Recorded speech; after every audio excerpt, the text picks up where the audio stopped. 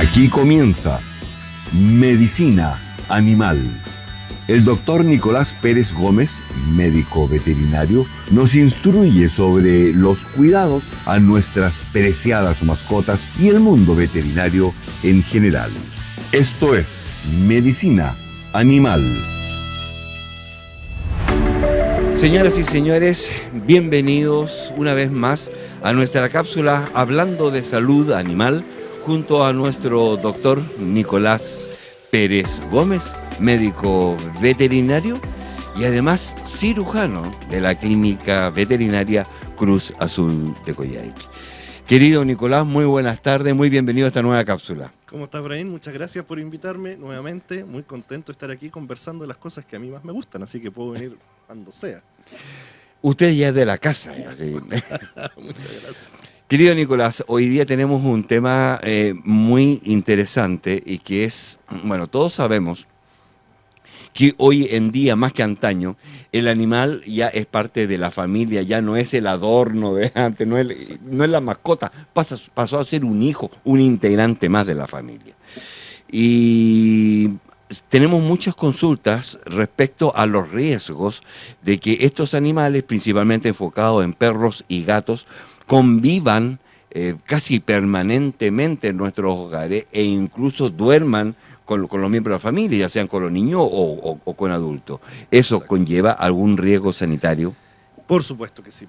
O sea, tenemos que pensar de que son especies que poco a poco, con el pasar de los años, hemos tenido pasado desde cumplir una función de seguridad o de trabajo en el patio, donde vivían relativamente parecido a lo que es su especie, a convivir con nosotros, y le hemos impuesto otras normas de convivencia y a la vez hemos acercado nosotros otros microorganismos, otros parásitos, ¿cierto? Que no teníamos un contacto tan directo si el perro viviese afuera. Exacto. Al momento, ¿cierto?, en que uno ingresa a una mascota a la casa, efectivamente que la mascota tiene posibilidades de contagiarnos enfermedades que nosotros en veterinaria llamamos zoonosis. Zoonosis. Exactamente, o sea, enfermedades transmitidas de los animales Del animal al al hombre humano. y del humano al animal. ¿Eso también pasa? Funciona así. Si yo me resfrío, ¿puedo resfriar a mi gato? Es poco probable un gato, pero por ejemplo podrías enfermar aves. Por ejemplo, en un criadero de pollos, una persona resfriada puede enfermar a las... ¿Y palomas? También, por supuesto. Que me toca más de cerca. Pero Entonces, perdón, tú estabas comentando. Sí o sí de la significa zoonosis. que hay un riesgo. Un riesgo que obviamente, como todo riesgo, puede ser controlado. No se trata de esto de que no vamos a tener mascotas dentro de la casa, Por si en el supuesto. fondo son ciertas cosas que nos ayuden a tener una convivencia saludable para ambas partes. Doctor, pasa mucho que nuestros animales muchas veces nos lamen la mano, qué sé yo, el cuello, especialmente si están en la cama o si están contigo sentados en un sillón. ¿Eso es peligroso? Sí, sin duda que hay un riesgo. Hay que pensar que, bueno, el perro y el gato no solo lamen la cara o tus manos, sino que también lamen partes de su cuerpo. O sea, Y de otros cuerpos. y de otros animales. Entonces, Claro. perfectamente pueden estar transfiriendo bacterias de su material fecal, ¿cierto? Y lo ponen directamente en la boca, lo que considera un riesgo sí o sí de infección. Sobre todo, hay que hablar de personas que puedan estar inmunodeprimidas o cualquier cosa, son más graves, pero una persona que no está inmunodeprimida igual está en un riesgo.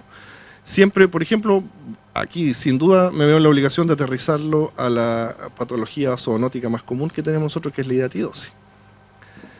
Yo no debiese tocar a mi perro, por ejemplo, y después comer sin lavarme las manos, porque podría estar siendo contaminado, ¿cierto?, por el solo hecho de haber jugado con él, ni siquiera que tenga que estar viviendo conmigo dentro de la casa, y contagiarme de hidatidosis, una enfermedad gravísima del ser humano. ¿Y el perro cómo se contagia de hidatidosis? No sé si el perro está contagiado. Yo sé que el perro contagia, pero Sí. el perro... Lo que pasa es que aquí vamos a hablar de un parásito. Los parásitos tienen un ciclo de vida, ¿ya?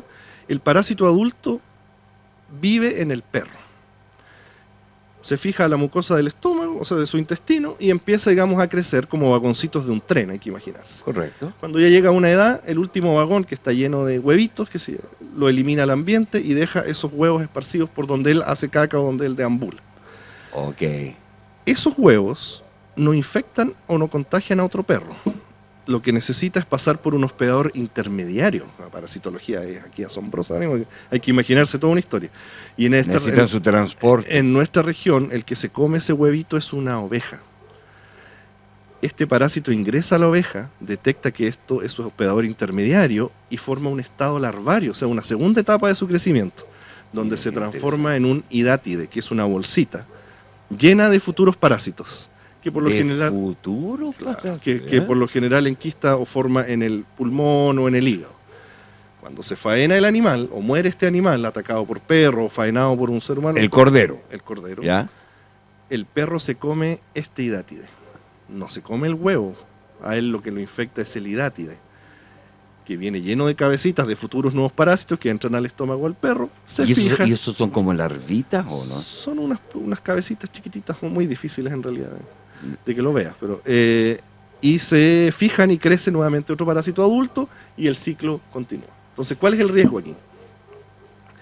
Nosotros lo más probable es que no nos vamos a comer un quiste hidatídico porque lo vamos a visualizar de alguna forma. Pero yo podría perfectamente tocar a mi perro, dejar los huevos y yo meterme los dedos a la boca y yo ser el hospedador intermediario. Entonces me crece a mí el hidátide, el quiste me crece a mí en el pulmón, en el hígado, y se llama hidátide, por eso la enfermedad se llama hidatidosis. Muy relacionado a tener contacto con los perros. ¿Cómo prevenirlo? Dale. Desparasitando a la mascota. Sí o sí, si yo quiero prevenir la hidatidosis, tengo que desparasitar cada 45 días. Lavando las verduras si tengo invernadero, donde el perro puede ir a contaminar mi alimento. Entonces, manteniendo eso cerrado, que el perro no puede ingresar a un invernadero. Lavándome las manos después de tocar a un perro, antes de comer. Y fundamental, no darle nunca vísceras de un ovino o de otro animal. Lo cual en la antigüedad, o digamos, no sé, ni siquiera antigüedad, estamos hablando de 5 o 10 años atrás, era muy común en el campo. Todavía es común, por eso seguimos teniendo la tasa de hidatidosis tan alta. Todavía ocurre ese faenamiento, las vísceras son entregadas al perro y ahí se va completando el ciclo. ¿El campesino qué debiese hacer con las vísceras? ¿Quemarlas? Hacer un foso, un carneadero cerrado donde pueda carnear al animal de forma, cierto, que no entre un perro y enterrarla. Controlado. No se quema eso. No necesariamente, ya con que el perro no tenga un acceso directo es suficiente usar un carnero cerrado. Pero estando cerrado y las vísceras y con los bichitos ahí, eso no parásito, tiene que ir, el perro tendría que abrir el carneadero. No, pero olvídate del perro, yo me refiero solamente a las vísceras ya contaminadas. Eso no genera ningún problema. No. Al par de un par de horas o de días, exacto, eso muere. Exacto. Oye, Nicolás, ¿y esto ocurre solo con los perros, no con los gatos? De la hidatidosis. La hidatidosis sí. Sí, también. No, la hidatidosis solo con el perro. Solo con el perro. Claro. ¿Y por qué el perro y no el gato? Porque es un parásito del perro. Si en el fondo él está haciendo su ciclo, nosotros pasamos a ser parte accidental del ciclo de un parásito como cualquier otro del perro. ¿Y esto se da por el otro lado, solo con las ovejas? No, también pueden ser bovinos otros portadores de los quistes.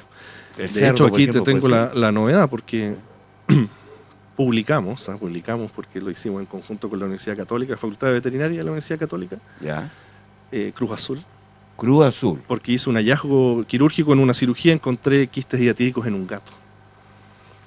O sea, un gato siendo hospedador intermediario, como cumpliendo a la vez de la oveja. Cosa que no se había descrito en Chile nunca, así que esta primera vez descrito. ¿Y tú enviaste las muestras y todo? No, en conjunto con la Seremía de Salud, ellos hicieron el análisis, corroboraron nuevamente, y obviamente fue de denuncia, porque si ese gato se contagió así del lugar donde vivían esas personas, podía estar altamente contaminado.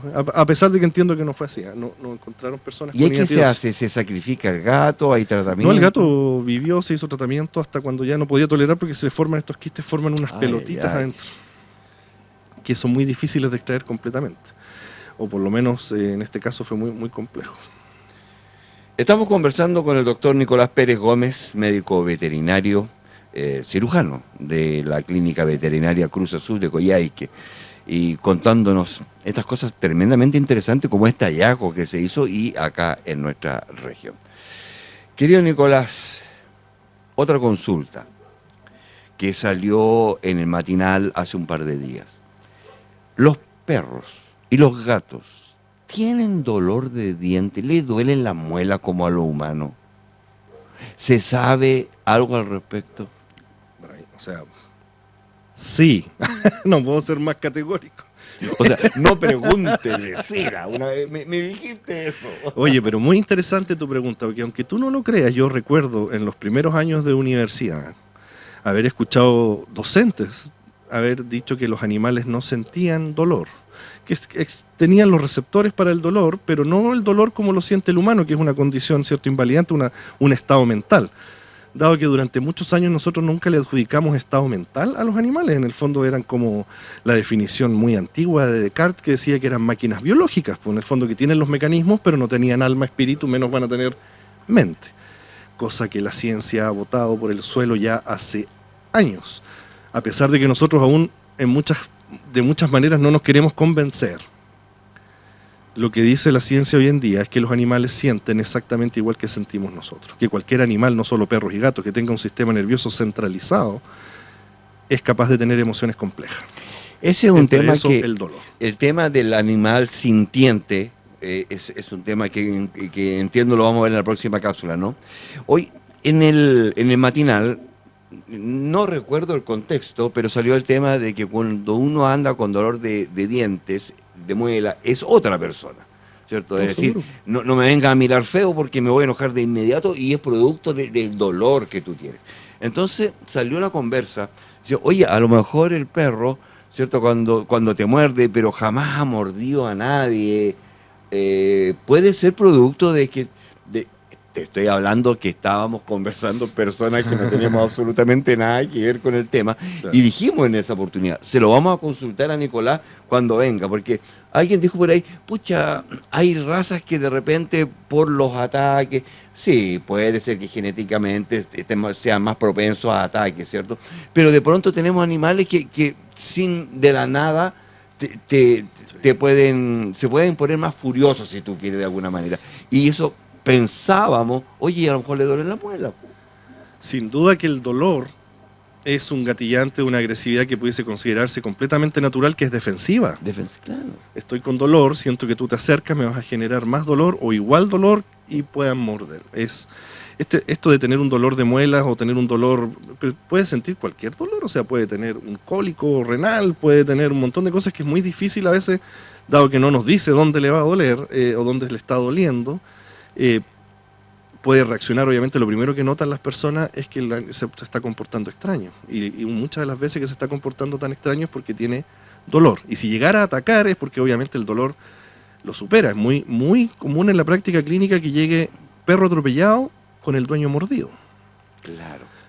Y uno dice, ¿qué le pasó? Me mordió cuando lo tomé, claro, lo saqué del auto porque su primera reacción fue morder. Es una reacción natural, no me toque, ¿no? Ahora, una de las cosas que hacemos más en la práctica clínica y que defendemos es ir en contra de esto que nos decían antiguamente, se pensaba que no sentían dolor. Hoy día la labor clínica principal en un paciente en consulta es determinar si tiene o no tiene dolor, qué tan grave es y cómo lo ayudamos. Antes a veces incluso que de diagnosticarlo, qué tanto dolor tiene. Lo voy a dejar anotado, cómo determinar tener. Querido Nicolás. Lo que es muy difícil de hacer en algunas especies. Porque la mayoría de la gente siempre ha pensado que los animales no sienten dolor porque no lo manifiestan, no están ahí, ay, me duele. No llora. Hacen cosas completamente distintas. Los gatos, por ejemplo, es muy difícil. Nosotros tenemos una escala del dolor por posición de las orejas, postura de los bigotes, dónde está la cabeza. Todo para tratar de evaluar en una escala cuánto dolor tiene. Y requiere entrenamiento, el personal y todo para saber, porque dicen, no sabes que este gato no le duele, no se ha quejado, no ha dicho nada, y uno lo mira y está, no sé, en una escala de 0 a 10, está con 10 de dolor, ¿qué va a hacer? Ni se mueve. Pero ahí un dato importante, si uno tiene una mascota, un perro, un gato que está lesionado, le pasa algo y no puede determinar si es que eso le duele o no, está esperando que se queje, no espere que se queje y haga una escala del dolor lineal, directa, que es ponerse en el lugar. Si a mí me hubiese pasado eso, ¿cuánto creo yo que me dolería? Y ahí ya se puede uno aproximar. Porque me llegan perros que le pasó una camioneta por encima y me dicen, no le duele, creo que se quebró una pierna, pero no le duele. Y le dice, si a usted le hubiese pasado una camioneta por encima y se hubiese quebrado el fémur, ¿cuánto cree que le dolería? Mucho. Le duele exactamente igual. Incluso más, porque a veces no puede ni entender qué fue lo que le pasó. Hasta uno podría... Claro, uno por último razona, bueno, me está doliendo porque me pasó la camioneta encima, pero el animal no sabe. Podría estar más desesperado aún en esa condición. Muy importante, ese es un tema casi que para tratarlo, el dolor.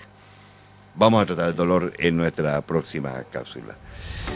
Doctor Nicolás Pérez Gómez, médico veterinario, cirujano de la Clínica Veterinaria Cruz Azul, en estas cápsulas, hablando de salud animal a través de la pantalla de Coyhaique TV.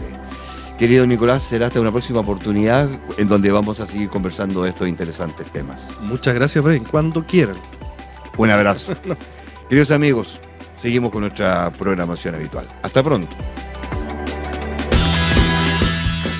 Fue Medicina Animal por Coyhaique TV, junto a nuestro doctor Nicolás Pérez Gómez, médico veterinario. Hasta pronto.